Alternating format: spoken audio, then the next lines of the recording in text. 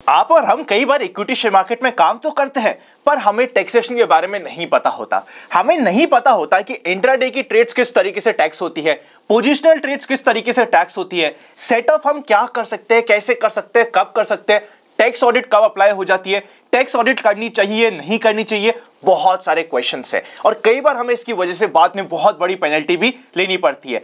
आज के इस वीडियो में हम बात करने वाले हैं क्विको के सीईओ के साथ, जिसमें एक एक पॉइंट जो टैक्सेशन रिलेटेड आपको पता होना चाहिए कवर कर लिया जाएगा बहुत ही सिंपल लैंग्वेज में। तो चलिए शुरू करते हैं आज का ये एपिसोड। बने रहिएगा एंड तक क्योंकि बहुत ही इंटरेस्टिंग कॉन्वर्सेशन होने वाली है।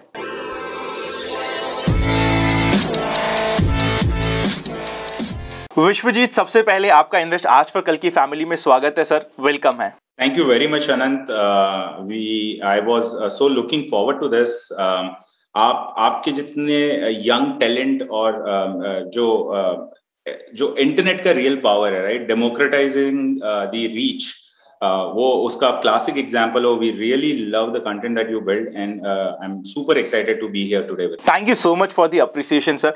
आज हम विश्वजीत क्या करने वाले हैं, बिल्कुल बेस से टैक्सेशन को उठाते हैं, बिल्कुल बेसिक पॉइंट से उठाते हैं, बेसिक क्वेश्चन से उठाते हैं और लेवल अप करते जाते हैं। मतलब जिसको अगर अभी इस वीडियो से पहले कुछ भी नहीं पता हो कि कैसे टैक्सेशन अप्लाई होता है इक्विटी शेयर मार्केट में, ट्रेडिंग में, उसके भी सारे डाउट क्लियर हो जाए। पहला क्वेश्चन, टैक्सेशन की रिटर्न जो फाइल करने की बात होती है, किन्हें करनी चाहिए, कौन कर सकता है, क्या रूल्स है? सो अनंत, ये सबसे बेसिक क्वेश्चन है, हालांकि ये सबसे फ्रीक्वेंटली आस्क्ड क्वेश्चन भी है। बिफोर मैं डायरेक्टली इसका आंसर दूं, आई थिंक कुछ चीजें समझनी बहुत जरूरी है।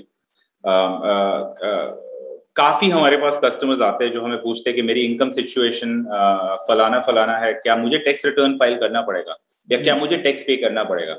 तो आई थिंक सबसे पहले इंपॉर्टेंट चीज ये है समझनी कि टैक्सेस क्यों जरूरी है। आई थिंक फॉर किसी भी फंक्शनल डेमोक्रेसी के लिए टैक्स बहुत इंटीग्रल पार्ट है उसका, राइट। आप ऑफ कोर्स डिबेट कर सकते हैं कि टैक्स रेट ज्यादा होना चाहिए, कम होना चाहिए, राइट। जैसे कि मिडिल ईस्टर्न कंट्रीज में टैक्सेस ही नहीं है, हालांकि अब उन्होंने भी टैक्सेस चालू कर दिया है because they have run out of all the oil wealth.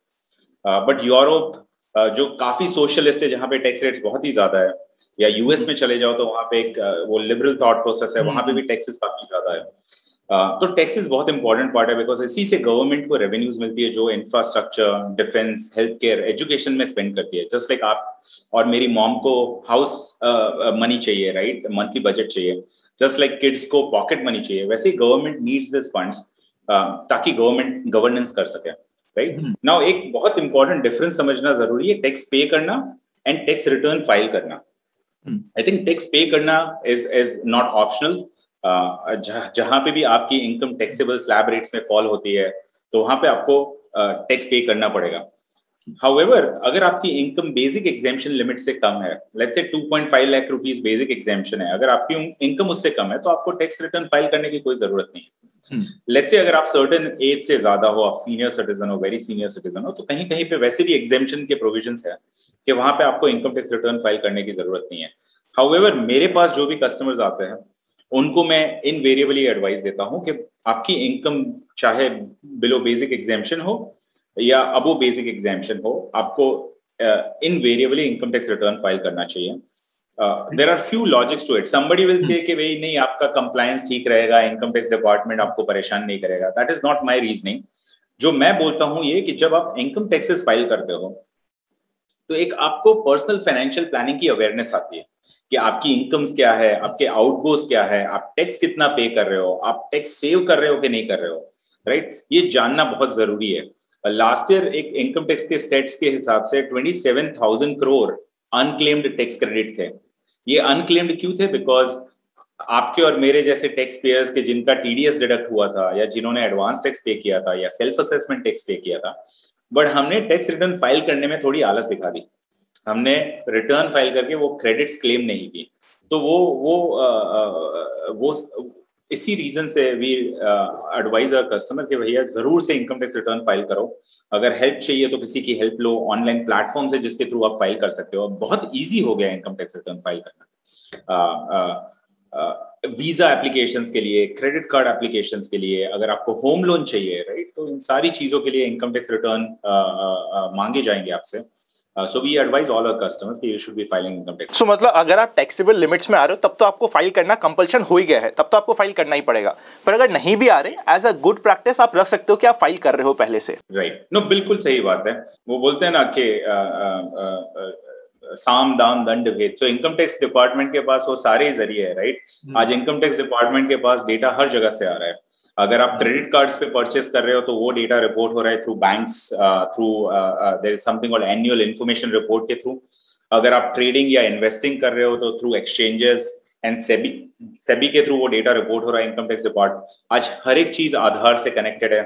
अगर आप कुछ एक्सपेंसिव परचेसेस कर रहे हो तो वो डेटा इनकम टैक्स डिपार्टमेंट के पास आ रहा है। Income tax department has something called non filers monitoring system, NFMS जिसको बोलते हैं, कि जहां पे ये डेटा के बेसिस पे अगर कोई रेड फ्लैग रेज हो रहा है कि भैया आप तो लैपटॉप परचेस कर रहे हो, iPhone 13 परचेस कर रहे हो, बट आप इनकम टैक्स रिटर्न क्यों फाइल नहीं कर रहे हो, तो तुरंत ही आपको वो नोटिस भेजेंगे। हालांकि मैं चाहूंगा कि हमारा ऑडियंस इस रीजन से इनकम टैक्स रिटर्न नहीं फाइल करे, बट अपनी पर्सनल फाइनेंशियल वेलबींग और वो अवेयरनेस के पॉइंट ऑफ व्यू से फाइल करे, वो बहुत जरूरी है। इसमें नेक्स्ट क्वेश्चन ये आता है, जब हम इक्विटी शेयर्स की बात करते हैं, हम लोग हो सकता है कुछ इंटरडे ट्रांजैक्शंस कर रहे हो, कुछ ट्रेडिंग कर रहे हो, कुछ डिलीवरी पे शेयर लेके जा रहे हो, दोनों में टैक्सेशन कैसे डिफरेंशिएट होता है और क्या क्या टैक्सेशन अप्लाई होता है? बहुत ही इंपॉर्टेंट और बहुत ही बढ़िया क्वेश्चन। सो आई थिंक मैं थोड़ा कंप्यूटर साइंस बैकग्राउंड से हूँ, मैं चार्टर्ड अकाउंटेंट नहीं हूँ। सो मैं काफी आई बिलीव कि उसके रीजन समझना बहुत जरूरी है कि क्यों उसका ट्रीटमेंट थोड़ा डिफरेंट है। आप बताइएगा अगर बहुत लंबे आंसर्स हो रहे हैं तो। बट एसेंशियली अनंत बहुत इंपॉर्टेंट है। इनकम टैक्स डिपार्टमेंट ने बोला है कि आपको अपना इंटेंट फिगर आउट करना है सबसे पहले कि आप ये जो असेट्स परचेज या सेल कर रहे हो वो आप लॉन्ग टर्म वेल्थ बिल्डिंग के हिसाब से कर रहे हो, रिटायरमेंट सेविंग्स के पॉइंट ऑफ व्यू से, या कोई पर्सनल फाइनेंशियल गोल्स है आपके, हाउस परचेस करना है लेटर इन द लाइफ, या बच्चों के मैरिज या एजुकेशन के लिए आप कर रहे हो, या आप इसको इनकम अर्न करने के लिए कर रहे हो कि आपको पैसिव इनकम जनरेट करना है, तो उस पर काफी डिपेंड कर रहा है। सो जैसे कि इक्विटी डिलीवरी है वो यूजुअली लोग SIPs के through, right, systematic investment plans के थ्रू म्यूचुअल फंड्स में इन्वेस्ट कर रहे हैं। काफी लोग long term equity shares hold करते हैं अपने डीमैट अकाउंट्स में। तो यहाँ पे क्लियरली इंटेंट आपका है इन्वेस्ट करना, आपकी वेल्थ ग्रो करना, लॉन्ग टर्म इन्वेस्टेड रहना। सो उसको ट्रीट किया जाता है कैपिटल गेन्स के अंडर। इनकम टैक्स में देयर आर 5 हेड्स। सैलरी सबको पता है। The second head is house property income. अगर आप सेल्फ ऑक्यूपाइड या आप अपनी प्रॉपर्टी किसी को रेंट पे देते हो तो सेकेंड इनकम है। Third is capital gains. So जैसे हमने बात की कि इक्विटी डिलीवरी वो कैपिटल गेन्स में काउंट होता है। ऑल्सो बहुत इंपॉर्टेंट कॉन्सेप्ट समझने की जरूरत है कि कैपिटल गेन्स एक स्पेशल रेट इनकम है। जो स्लैब रेट है वहां पे डिपेंडिंग ऑन आपका इनकम क्या है उसके बेसिस पे डिफरेंट स्लैब्स है, वो प्रोग्रेसिव टैक्स रेजिम है। हाउएवर कैपिटल गेन्स के केस में स्पेशल रेट है, तो आपकी जो भी इनकम है उस पर 10% या 20% या 15% या 30% टैक्स रेट अप्लाई होगा, जिसकी हम आगे बात करेंगे, राइट। इंट्राडे या FNO डेरिवेटिव्स अगर आप ट्रेड करते हो तो वहां पे आपका ऑब्जेक्टिव लॉन्ग टर्म इन्वेस्टेड रहना नहीं है, वो आप एक पैसिव इनकम जनरेट करना चाह रहे हो। इंट्राडे के केस में आप डिलीवरी नहीं ले रहे हो, आप स्पेक्युलेट कर रहे हो, तो वो कंसिडर की जाती है स्पेक्युलेटिव बिजनेस इनकम। जबकि डेरिवेटिव कॉन्ट्रैक्ट्स के केस में वो कंसिडर की जाती है आपकी रेगुलर बिजनेस इनकम। सो ये डिफरेंशिएशन समझना बहुत जरूरी है। सो इंट्राडे एंड FNO पे आपको स्लैब रेट पे टैक्स पे करना पड़ेगा, और अगर आपने शेयर्स परचेस किए, म्यूचुअल फंड्स परचेस किए, डेट इंस्ट्रूमेंट्स परचेस किए, तो उस पे आपको कैपिटल गेन्स पे करना पड़ेगा। नहीं, इसको थोड़ा सा ना और सिंपल करते हैं, इसमें थोड़ा सा confusion I am very sure अभी हो रहा है। आप एक एक पॉइंट पे बताइए कि हमें टैक्सेशन देना क्या है। सबसे पहले बात करते हैं इंट्राडे पे मेरा क्या टैक्स लगेगा, रेट्स पे बात करिए सीधे। कूल। सो आई थिंक सबसे इजी इक्विटी डिलीवरी है, उससे स्टार्ट करते हैं। डिलीवरी से स्टार्ट करते हैं, डन। तो इक्विटी डिलीवरी के केस में सबसे पहले समझना ये जरूरी है कि ये लॉन्ग टर्म है या शॉर्ट टर्म है, राइट। सो एनी सिक्योरिटीज के जो 365 डेज से ज्यादा होल्ड हुई है आपके अकाउंट में, तो वो हो जाती है आपकी लॉन्ग टर्म, और अगर वो 365 डेज से कम है तो वो हो जाती है आपकी शॉर्ट टर्म, राइट। सो सिक्योरिटीज के केस में लॉन्ग टर्म कैपिटल गेन्स का स्पेशल रेट है 10%, ठीक है, और शॉर्ट टर्म के केस में आपका टैक्स रेट है 15%, राइट। सो लेट्स से मैंने अभी जोमेटो का IPO आया है, मैंने जोमेटो के शेयर्स लिए, मैंने सिर्फ IPO में पार्टिसिपेट करने के लिए लिए थे और इंस्टेंटली सेल कर दिया मार्केट में, तो वो होगा मेरा शॉर्ट टर्म कैपिटल गेन्स, जिसपे मेरे को 15% टैक्स पे करना पड़ेगा। राइट। बट लेट्स से मैंने इन्फोसिस का स्टॉक 1990s में परचेस किया था एंड आज तक मैं होल्ड कर रहा हूँ, तो मेरा हो जाएगा long term capital gains, right, जिसपे 10% टैक्स लगेंगे। लॉन्ग टर्म कैपिटल गेन्स में देयर इज 1 लाख रुपीज का एग्जेम्पशन। दैट मींस अगर आपके capital gains up to 1 lakh rupees है तो उस पे आपको कोई टैक्स पे नहीं करना है। Only when it goes beyond 1 lakh rupees जहां पे 10% टैक्स पे करना पड़ेगा। तो ये तो हो गई इक्विटी डिलीवरी की बात, डिलीवरी की बात हो गई, डन। नेक्स्ट मूव ऑन करते हैं हम लोग इंट्राडे ट्रेडिंग, राइट। सो इंट्राडे ट्रेडिंग जैसे मैंने आपको बोला वो स्पेक्युलेटिव बिजनेस इनकम कंसिडर किया जाता है, वो इन्वेस्टमेंट कंसिडर नहीं किया जाता। एफएनओ जो डेरिवेटिव है वो भी बिजनेस इनकम कंसिडर किया जाता है, वो भी इन्वेस्टमेंट कंसिडर नहीं किया जाता। सो एनीथिंग जो बिजनेस इनकम कंसिडर किया जाता है वो just like salary slab rate पे उस पे टैक्स पे करना पड़ता है। सो स्लैब रेट्स क्या है? आज अगर हम ओल्ड रिजीम की बात करें तो आपका 0 to 2.5 लाख बेसिक एग्जेम्पशन है, 2.5 लाख to 5 लाख तक 5% स्लैब रेट है, उस पे भी आपको टैक्स रिबेट मिलता है। 5 लाख to 10 लाख तक 20% एंड 10 लाख एंड अबव पे 30%, right. And similar new regime में there are other slab rates as well. So ये जानना बहुत जरूरी है कि वो एक स्लैब रेट इनकम है बिजनेस इनकम, एंड इन्वेस्टमेंट्स जो कैपिटल गेन्स है वो एक special rate income. Done. So मतलब अगर हम डिलीवरी में शेयर ले रहे हैं तो वो मेरे लिए कैपिटल गेन्स का पार्ट बनेगा और वहां पे नॉर्मल जो टैक्स रेट्स रहती है फ्लैट 10% या फिर 15% डिपेंडिंग की मेरा शॉर्ट टर्म है लॉन्ग टर्म है वो अप्लाई हो जाएगा। जब मैं बात कर रहा हूँ ट्रेडिंग की, इंट्राडे की या फिर इवन एफएनओ की, ये सब मेरा बिजनेस इनकम और स्लैब रेट पे चल जाएगा। बिल्कुल बिल्कुल सही। नेक्स्ट क्वेश्चन जो आता है इसमें कि सपोज करते हैं मुझे लॉस हो गया, लॉस सेट ऑफ कैसे होगा, क्या मैं कैरी फॉरवर्ड कर सकता हूं? ये आई थिंक एक यूजुअली हम इसे बोलते हैं एक ओपन सीक्रेट है टैक्स पेयर्स के लिए, बिकॉज काफी लोगों को पता है कि यू नो लॉस से of course who wants to have a loss, right? हम सब ट्रेडिंग इन्वेस्टिंग इसलिए कर रहे हैं कि हम लोग प्रॉफिट्स अर्न करें, गेन्स अर्न करें, राइट, उसको फर्दर इन्वेस्ट करके वेल्थ बिल्ड करें। बट यू नो अगर आपके लॉसेस इंकर हुए हैं तो आपको इनकम टैक्स ने ये बेनिफिट्स दिए हुए हैं कि जहां पे वो लॉसेस आप अदर इनकम्स के सामने सेट ऑफ कर सकते हो। तो हम लोग कैरी फॉरवर्ड करते हैं हमारा आगे का डिस्कशन के capital gains and business profession income. So अगर आपके लॉसेस इक्विटी डिलीवरी में हुए हैं तो वो लॉसेस कंसिडर किए जाएंगे कैपिटल लॉसेस। जस्ट लाइक अगर आपके गेन्स हुए थे तो वो थे कैपिटल गेन्स, वैसे ही अगर आपके लॉसेस होते हैं तो वो कंसिडर किए जाएंगे कैपिटल लॉस। और कैपिटल लॉस एक ऐसी चीज है कि जो दूसरे कैपिटल गेन्स के सामने ही सेट ऑफ हो सकती है, वो किसी अदर इनकम हेड्स के सामने सेट ऑफ नहीं हो सकती। सो कल तो वही आप आके बोलोगे कि मेरा 15 लाख इनकम है सैलरी और मैंने 15 लाख इक्विटी डिलीवरी में लॉस कर दिया तो मेरा नेट टैक्सेबल इनकम 0 हो गया और मेरे को कोई टैक्स नहीं भरना होता, right. So income tax department बोल रहा है कि नहीं भैया, आपका सैलरी इनकम है उस पर आप टैक्स पे करो, आपके जो कैपिटल लॉसेस है अगर आपके दूसरे कैपिटल गेन्स है तो उसके सामने सेट ऑफ करो। जो अगर आप सेट ऑफ नहीं कर पाते वो कैपिटल लॉसेस को आप कैरी फॉरवर्ड करो, ताकि नेक्स्ट ईयर अगर आपके गेन्स हो, जैसे कि लास्ट फाइनेंशियल ईयर बहुत ही बेनिफिशियल था काफी ट्रेडर्स इन्वेस्टर्स के लिए, मार्केट्स ने काफी रिकॉर्ड्स ब्रेक किए, काफी रिटेल इन्वेस्टर्स ने मार्केट में पार्टिसिपेट किया। तो उस केस में अगर वैसा once in a while year आता है जहां पे आपके गेन्स होते हैं तो आप उसके सामने वो कैपिटल लॉसेस सेट ऑफ कर सकते हो, तो आप अपने losses up to 8 years carry forward कर सकते हो। ये तो बात हुई इक्विटी डिलीवरी की। जब हम बात करते हैं बिजनेस प्रोफेशन इनकम की, तो बिजनेस प्रोफेशन इनकम में भी यू कैन इंकर लॉसेस, चाहे वो ट्रेडिंग से लॉसेस हो या आपका लेट्स से प्रोप्राइटरशिप बिजनेस हो जहां पे आप शॉप चला रहे हो या ट्यूशन इनकम अर्न कर रहे हो, वहां पे भी लॉसेस इंकर कर सकते हो। तो ये losses just like capital losses, ये लॉसेस भी आप कैरी फॉरवर्ड कर सकते हो या आप उनको सेट ऑफ कर सकते हो। Now good thing about business profession income is कि इसके लॉसेस सेट ऑफ हो सकते हैं हाउस प्रॉपर्टी इनकम के सामने, या ऑल्सो सेट ऑफ हो सकते हैं अदर इनकम सोर्सेज के सामने, या सेट ऑफ हो सकते हैं अदर बिजनेस प्रोफेशन इनकम के सामने, राइट। ये फिर से मैं बता देता हूँ, ये सैलरी इनकम के सामने लॉसेस सेट ऑफ नहीं हो सकते, बिकॉज आप फिर से बोलोगे कि भैया मैं सैलरी अर्न कर रहा हूँ बट मेरे बिजनेस में बहुत लॉस है तो मेरे को टैक्स नहीं भरना, राइट। सो इसी कारण बिजनेस प्रोफेशन के लॉसेस आपको या तो सेट ऑफ करने पड़ेंगे other against other incomes that I mention, या फिर आपको कैरी फॉरवर्ड करने पड़ेंगे। अभी इसमें छोटे छोटे नुआंसेस है अनंत, जैसे कि अगर आप इंट्राडे कर रहे हो तो वो जैसे मैंने आपको बोला था कि वो स्पेक्युलेटिव बिजनेस इनकम है, तो इस केस में आप स्पेक्युलेटिव लॉसेस को सिर्फ स्पेक्युलेटिव इनकम्स के सामने ही सेट ऑफ कर पाओगे, राइट। और आप इसको अप टू 4 इयर्स ही कैरी फॉरवर्ड कर पाओगे। जबकि नॉन स्पेकुलेटिव बिजनेस इनकम है, जैसे कि एफएनओ से आपके लॉसेस हुए, तो इनको आप स्पेकुलेटिव और नॉन स्पेकुलेटिव दोनों बिजनेस इनकम्स के सामने सेट ऑफ कर पाओगे। आप इसको अदर इनकम्स या हाउस प्रॉपर्टी के सामने भी सेट ऑफ कर पाओगे, और आप ये losses up to 8 years carry forward कर पाओगे। सो आई नो बहुत सारी इंफॉर्मेशन है, बट ये होपफुली यूट्यूब वीडियो है, ऑडियंस रीप्ले करके होपफुली ये समझने का ट्राई करें। आपने बहुत सारे पॉइंट्स तो बहुत ब्यूटीफुली कवर कर लिए। हम क्या करते हैं, कुछ क्वेश्चंस पूछते हैं स्पेसिफिकली सेट ऑफ के रिलेटेड, आप हमें बस ये बताने की कोशिश करिएगा क्या ये अलाउ होगा या नहीं होगा। हम स्टार्ट करते हैं लॉन्ग टर्म कैपिटल लॉस।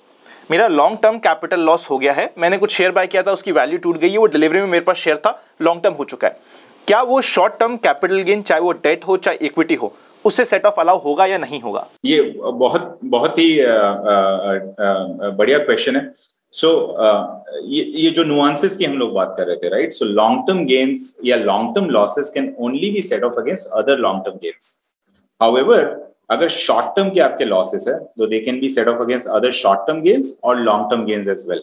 सो ये जानना बहुत जरूरी है। सो ये लॉन्ग टर्म वाले आप शॉर्ट टर्म से सेट ऑफ नहीं कर सकते? बिल्कुल। इसमें एक और क्वेश्चन आता है, सपोज करते हैं जैसे हम शॉर्ट टर्म वालों को शॉर्ट टर्म से कर सकते हैं, तो मेरे पास शॉर्ट टर्म कैपिटल लॉस हुआ है इक्विटी ट्रेडिंग में, but at the same time मेरे पास शॉर्ट टर्म कैपिटल गेन है, मे बी डेट प्रोडक्ट्स में हो सकता है या किसी और प्रोडक्ट में है, तो ये सेट ऑफ हो जाएंगे? बिल्कुल। जब लॉसेस के सेट ऑफ की बात होती है, इनकम टैक्स के परव्यू में असेट क्लास मैटर नहीं करता है, वेदर वो इक्विटी है या डेट मैटर नहीं करता है। सो अगर आपके इक्विटी में लॉसेस हुए हैं तो आप उसको बिल्कुल, अगर वो शॉर्ट टर्म लॉसेस है तो आप उसको दूसरे शॉर्ट टर्म गेन्स के सामने सेट ऑफ कर सकते हैं, not just debt mutual fund के, बट आप उसको हाउस प्रॉपर्टी अगर आपने सेल की है और उसमें से गेन्स हुए तो उसके सामने भी सेट ऑफ कर सकते हैं। Final point, short term capital loss equity trading में, मतलब मैं तो अभी अज्यूम कर रहा हूं कि लॉस हो रहा है तो मुझे शॉर्ट टर्म में ही हो रहा है, लॉन्ग टर्म में तो हम लोग प्रॉपर्ली प्रोसेस फॉलो कर रहे हैं और हमें गेन ही हो रहा है। बट सपोज करते हैं शॉर्ट टर्म मेरे पास कभी लॉस हो गया, कैपिटल लॉस हुआ है इक्विटी में, क्या इसे मैं सेट ऑफ कर सकता हूं लॉन्ग टर्म कैपिटल गेन के साथ जो मेरा प्रॉपर्टी में हुआ है? ये भी अलाउ होगा, नहीं होगा? बिल्कुल। सो अगेन, जैसे इनकम टैक्स एक्ट में असेट क्लास मैटर नहीं करता है, short term loss long term gains के सामने सेट ऑफ हो सकते हैं, चाहे वो किसी भी असेट क्लास में हो।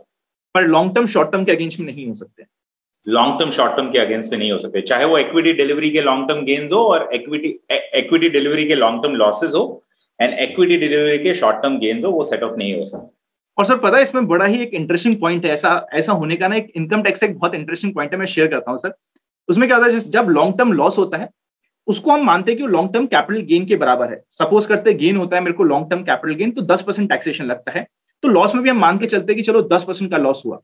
पर शॉर्ट टर्म कैपिटल गेन में हमें टैक्स लगता है 30% का।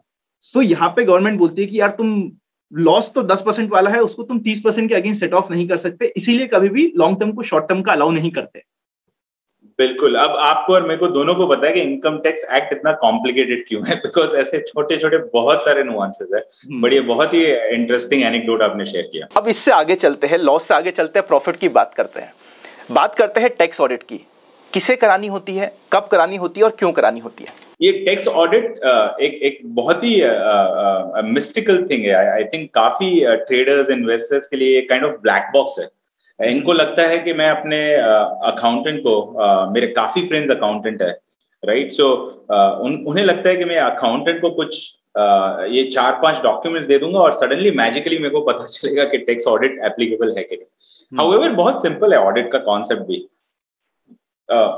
एसेंशियली ऑडिट का पर्पस ये है कि आप सर्टेन टाइप्स ऑफ इनकम या एक्सपेंसेस रिपोर्ट कर रहे हो, सर्टेन लॉसेस क्लेम कर रहे हो, तो इनकम टैक्स डिपार्टमेंट ये बोलता है कि भैया ये रिस्पॉन्सिबिलिटी हम लोग डेलीगेट कर रहे हैं सीए कम्युनिटी पे, right? Chartered accountants are well qualified tax accountants, and जो आपके बुक्स, आपके फाइनेंशियल स्टेटमेंट्स को रिव्यू करके वो उसको सर्टिफाई कर सकते हैं कि हाँ यहाँ पे लॉसेस इंकर हुए हैं, या ये वैलिड एक्सपेंसेस है, या यहाँ पे कुछ इन्वेंट्री होल्ड हो रही है, right? So assets and liabilities क्या है उनको भी वेरीफाई कर सकते हैं। सो ये ऑडिट का मोटा मोटा कॉन्सेप्ट है, राइट? जैसे क्लास में टीचर नहीं होती है तो वो किसी बच्चे को मॉनिटर बना देती है, राइट? सो काफी वैसा कुछ कॉन्सेप्ट है कि जहाँ पे वो बच्चे का काम है कि भाई ऑडिट करना पूरे क्लास को, कि वे सब बिहेव प्रॉपर्ली कर रहे हैं कि नहीं वैसे।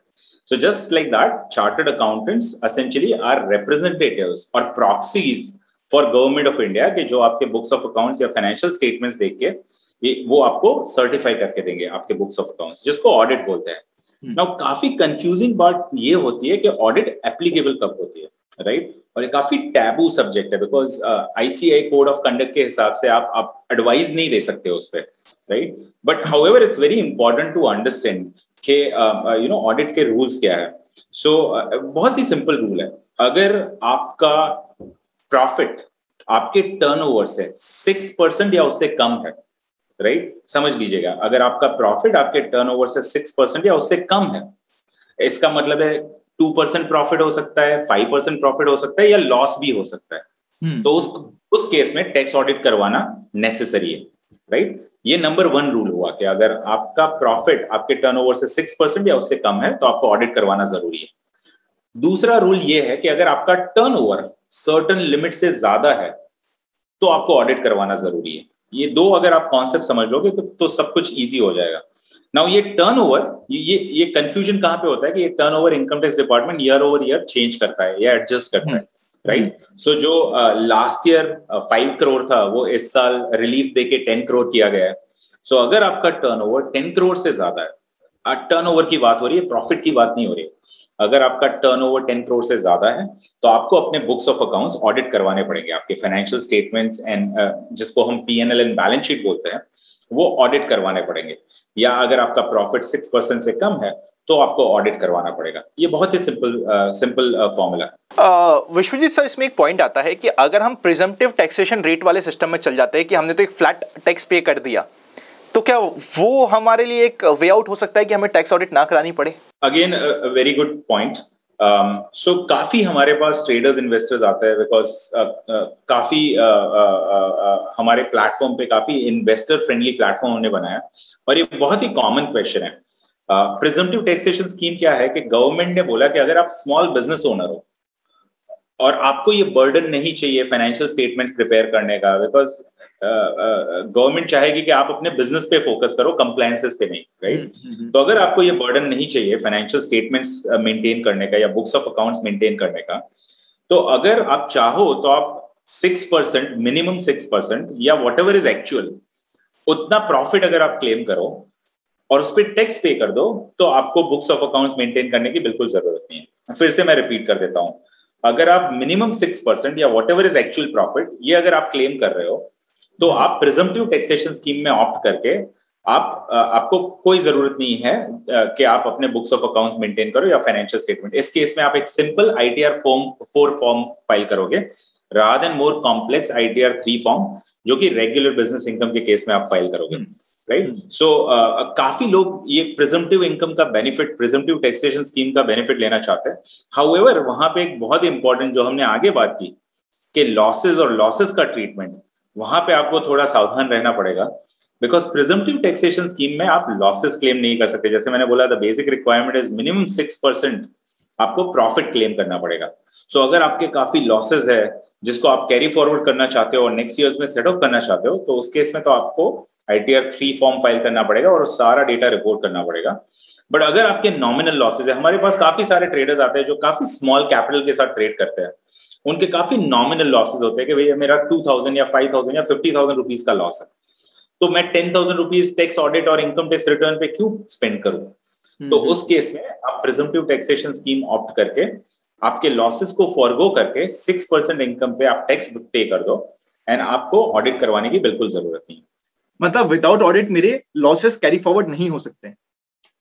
विदाउट ऑडिट आपके बिजनेस प्रोफेशन इनकम के लॉसेस कैरी फॉरवर्ड नहीं हो सकते, आपके कैपिटल गेन्स के लॉसेस फिर भी कैरी फॉरवर्ड हो सकते।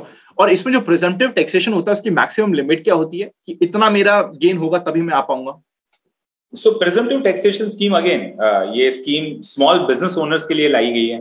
ये एसेंशियली पहले इसका लिमिट हुआ करता था 1 करोड़, जो रिसेंटली एक्सटेंड करके 2 करोड़ किया गया है। ऑल्सो ये स्कीम को एक्सटेंड किया गया है प्रोफेशनल्स के लिए, राइट? कि जो सर्विस प्रोवाइडर्स है, जो बिजनेस नहीं रन कर रहे, बट जैसे आप चार्टर्ड अकाउंटेंट हो गए, आप लॉयर हो गए, डॉक्टर हो गए, आप मेरे जैसे टेक्नोलॉजी कंसल्टेंट हो गए, तो आप भी इस स्कीम का बेनिफिट ले सकते हो।